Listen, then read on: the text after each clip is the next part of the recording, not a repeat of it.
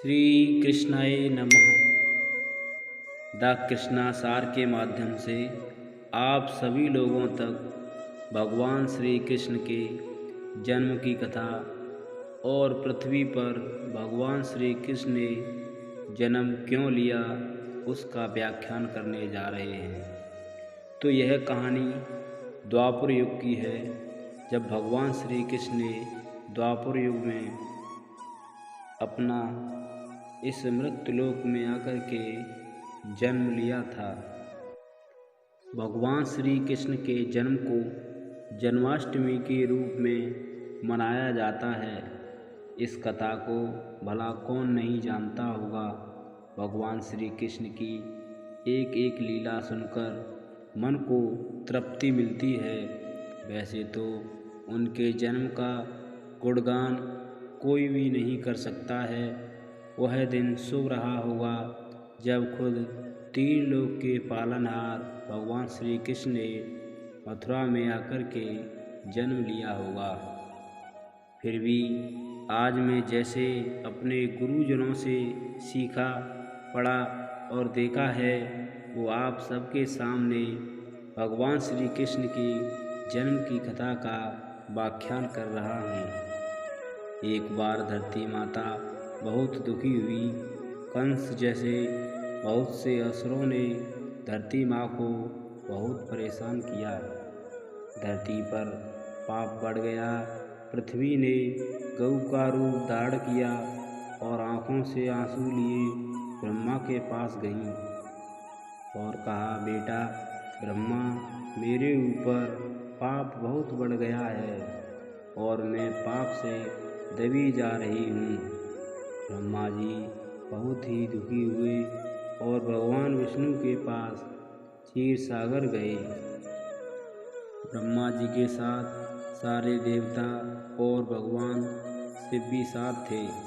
भगवान विष्णु की सबने स्तुति की और भगवान की आकाशवाणी सुनाई दी।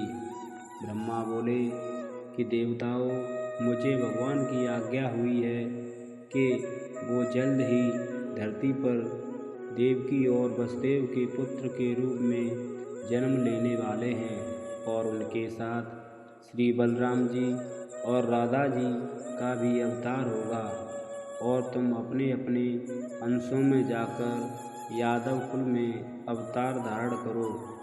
सब देवताओं ने बहुत बहुत भगवान की प्रशंसा की। मथुरा के राजा उग्रसेन हुआ करते थे। इनके भाई थे देवक। उग्रसेन के 5 बेटियां और 9 बेटे थे। देवक महाराज की 6 बेटियों की शादी सूरसेन के बेटे वसुदेव से कर चुके थे। अंत में देवकी की शादी भी वसुदेव से मंगल मुहूर्त में कर दी। ये कंस की चचेरी बहन थी।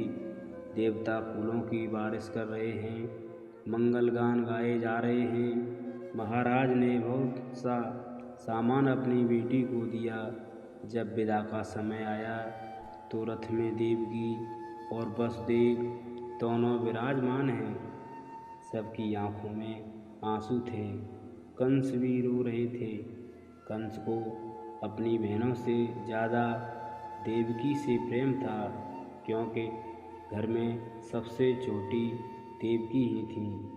मैंने अपनी बहन को इतना प्यार दिया है तो क्या मैं इनके घर तक इन्हें नहीं छोड़ के आ सकता। कंस ने सारथी को उतारकर खुद घोड़े की रास पकड़ ली और महलों की ओर चले। जब बीच राजपथ पर पहुँचे तो आकाशवाणी हुई, अरे कंस, जिस बहन को इतना लाड़ प्यार से विदा कर रहा है उसी का 8वां पुत्र तेरा काल बनेगा। जैसे ही कंस ने सुना तो म्यान से तलवार निकाल ली। जब वसुदेव ने देखा तो कहा, कंस, आकाशवाणी की आवाज़ मैंने भी सुनी है। देखो कंस, जिस दिन संसार में जीव पैदा होता है उसी दिन मौत भी निश्चित हो जाती है। अगर देवकी के बालक से तुम्हारी मृत्यु होने वाली होगी तो उसे कोई नहीं टाल सकता है। लेकिन एक बात मैं तुमसे कहना चाहता हूँ, तुम्हें अपनी बहन से डर नहीं है, इसके बालकों से है। तो मैं आज प्रतिज्ञा करता हूँ, जितने भी देवकी के बालक होंगे सब लाकर तुम्हें दे दूँगा। वसुदेव ने अपने जीवन में कभी झूठ नहीं बोला था। कंस को विश्वास हो गया। देवकी और वसुदेव दोनों को बंधन से मुक्त कर दिया। कुछ समय बाद बेटा हुआ, नाम रखा कीर्तिमान। बालक लेकर कंस को दिया। कंस ने कहा कि मुझे इस बालक से डर नहीं है, 8वें से है, तुम ले जाओ। इसे वसुदेव देकर चले गए। नारद ने सोचा कि अगर कंस जैसे पापी के मन में दया आ गई तो भगवान का अवतार होना अनिश्चित है। अपनी वीणा लेके कंस के पास आए और बोले, कंस, देवकी के बालकों का क्या हुआ? कंस ने कहा, मुझे 8वें बच्चे से डर है, पहले से नहीं। नारद ने 8 दानों की माला लेकर कंस के हाथ में दे दी और कहा, दाहिने से गिनो। कंस ने कहा, इसमें 8 मनके हैं या दाने हैं। अब आप पहले मनके से नहीं, दूसरे से गिनती शुरू करो और पहले वाले को अंत में गिनना। जब कंस ने गिना तो पहले वाला 8वें नंबर पर आया। फिर नारद बोले कि अब तीसरे मनके को पहले नंबर से गिरो और दूसरे को अंत में गिनना। इस तरह से नारद ने प्रत्येक माला के प्रत्येक को 8वां बना के दिखाया। कंस बोले कि आप बच्चों वाला खेल खिला रहे हो, मेरी समझ में कुछ नहीं आ रहा है। नारद बोले कि कंस, यही मैं समझा रहा हूँ। जैसे इस माला का प्रत्येक दाना 8वां है, वैसे ही हर बालक में भगवान का वास है। नारद जी कई बच्चे को मारने की शिक्षा नहीं देंगे, लेकिन कंस की बुद्धि जड़ है, हर बार उल्टा ही सोचती है। कंस के मन में आया कि देवकी का हर बालक 8वां है और तेरा काल है। फिर नारद जी चले गए। देवकी के 6 बालक हुए। कंस ने सभी को मरवा दिया। देवकी और वसुदेव को कारागार में बंद करवा दिया।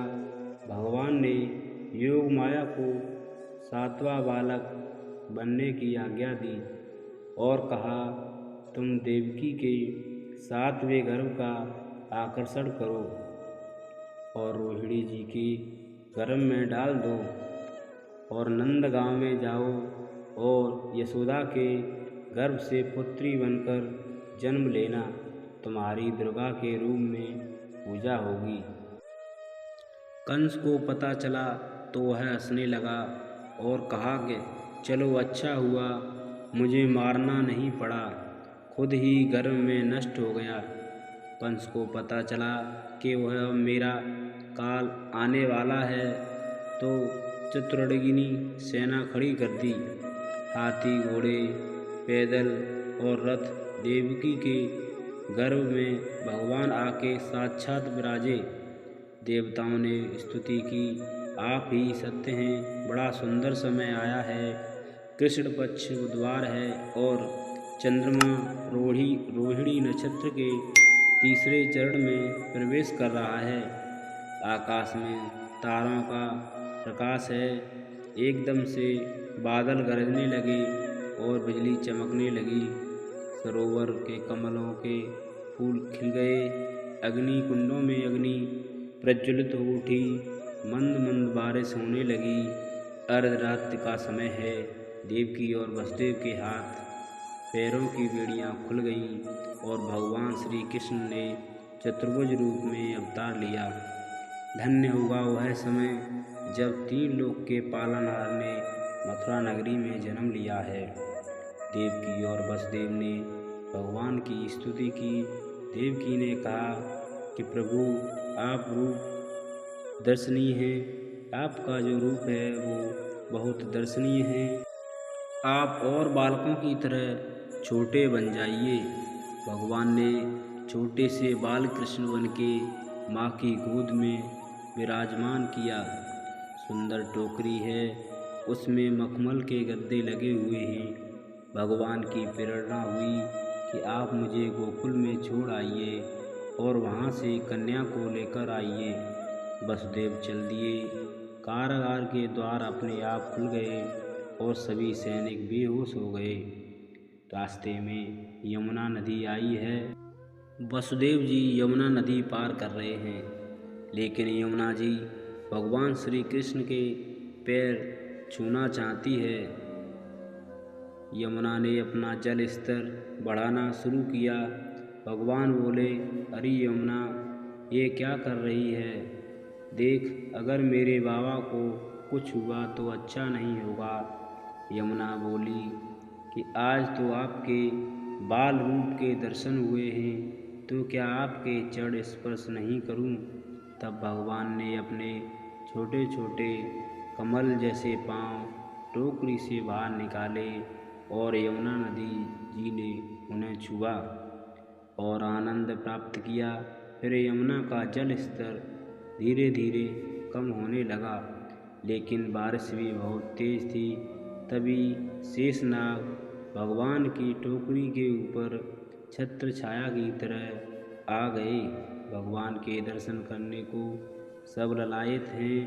वसुदेव जी ने यमुना नदी पार की है और गोकुल में आ गए हैं। माघ का महीना मकर संक्रांति का दिन था। नंद बाबा के छोटे भाई थे उपनंद। इनके घर पर ब्राह्मण भोज करने आए थे। नंद बाबा से उपनंद ने कहा, आप सबको तिलक करें और दक्षिणा दें।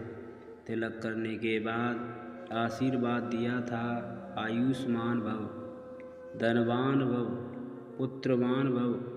नंद बाबा बोले, आप हंसी क्यों करते हो? मैं 60 साल का हो गया हूँ और आप कहते हो पुत्रवान भव। ब्राह्मण बोले कि हमारे मुख से आशीर्वाद निकल गया है कि आपके यहाँ बेटा ही होगा। आशीर्वाद देकर सभी ब्राह्मण वहाँ से चले गए। माघ मास एकम तिथि नंद और यशोदा को सपने में कृष्ण का दर्शन हुआ और उस दिन यशोदा ने नंद बाबा के द्वारा गर्भ धारण किया। सावन के महीने में रक्षाबंधन का दिन आया। सभी ब्राह्मण नंद बाबा के पास आए।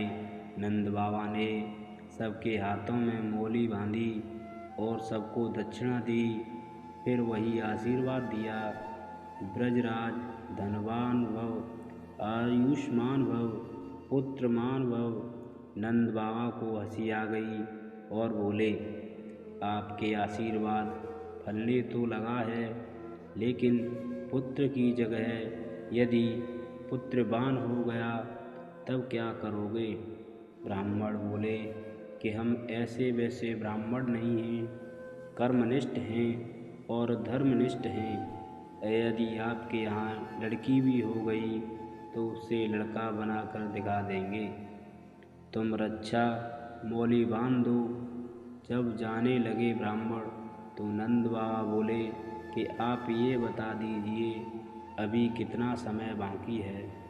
सभी ब्राह्मण एक साथ बोले कि आज से ठीक 8वें दिन रोहिणी नक्षत्र के तीसरे चरण में आपके यहाँ लाला का जन्म हो जाएगा। ब्राह्मण आशीर्वाद देकर चले गए। नंद बाबा ने 8 दिन पहले ही तैयारी कर ली। सारे गोकुल को दुल्हन की तरह सजाया गया। वो समय भी आ गया। रात्र के 8 बज गए। घर के नौकर चाकर सब नंद बाबा के पास आए और बोले, बाबा, नाम तो आज का ही लिया है ना? हमें तो नींद आ रही है। 8 दिनों से सेवा में लगे हैं।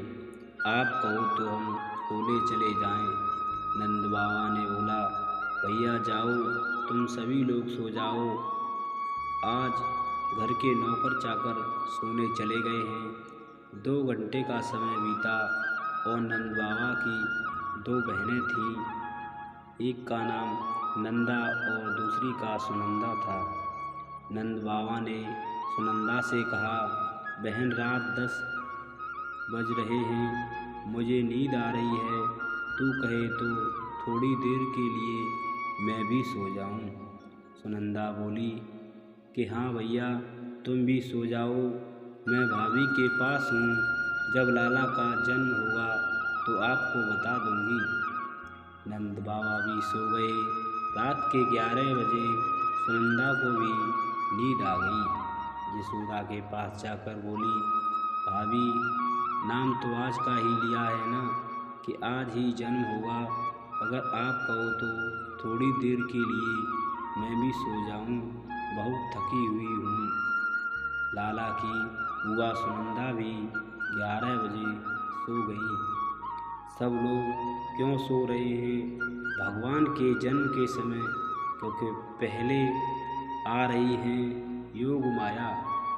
माया का काम है सुलाना, लेकिन जब भगवान आते हैं तो माया वहाँ से चली जाती है और सबको जगा देती है।